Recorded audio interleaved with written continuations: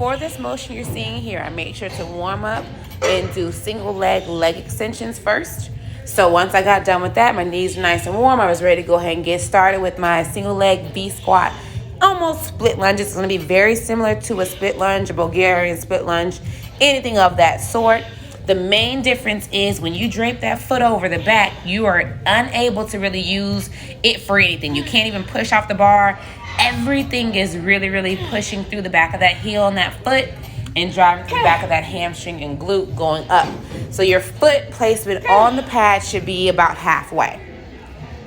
Following that, you're going to go into your sumo deadlifts or your sumo squats, whatever you want to call it. Turn those feet out, open those hips up, push those knees to the side as much as you can. When you're going down, I try to go down nice and controlled.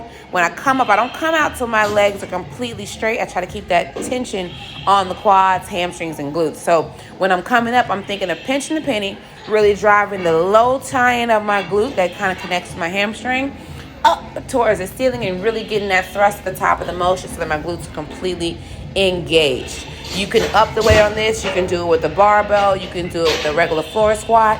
The idea is to just kind of light up the hamstring glute area after you follow with the single leg split lunges from the V squat. So find the variation that works for you. Take your time. Remember to push those knees back. Keep those hips as open as possible. Make sure you're stretching to keep that motion perfect. Next up, we're going to go into our leg press. Madhouse has about, I don't even know how many leg press machines at this point, but find one that works for you. This one is really good on getting activation for the quads and the hamstrings. But now I'm switching over to focus more on the quads. So I keep my feet a little bit lower where my heels hang off of the pad. So I'm getting more into my quads than into my hamstrings because I already lit those up with the sumo deadlifts. And they already got really engaged with the V squats. So I keep my feet neutral, hip width apart, and lining up my knees, my ankles, and my toes. Feet are straight.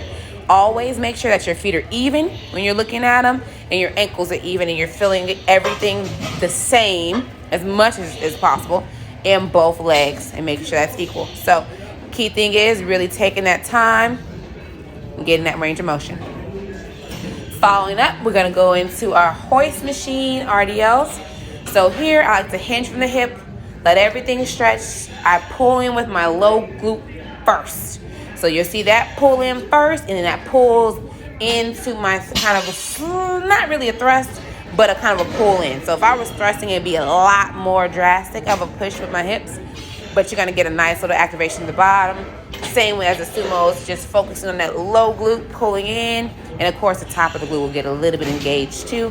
The gluteus maximus will get engaged too, which is fine. So I'm going to do about 25 reps. As y'all know now, everything is pretty much 25 reps. I don't go any less than 15 reps ever unless I'm in prep and my coach wants me to grow into a show. So year round, I'm kind of keeping moderate weight and make it feel heavy. Finishing off with lying leg curls.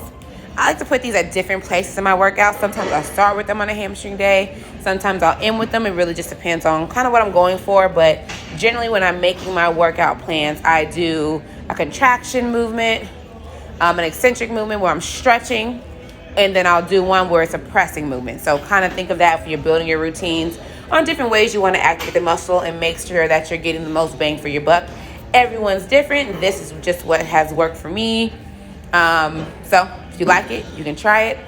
Here, I keep my feet neutral again. Make sure that I'm squeezing my hamstring all the way up, trying to keep my hips pressing into the pad. I like my spine to be neutral, and to make sure my hips aren't raising off that pad. I control the weight going up and going back down. As you can tell, I don't need that much weight on here. So here you go. That's the workout of the day. Enjoy.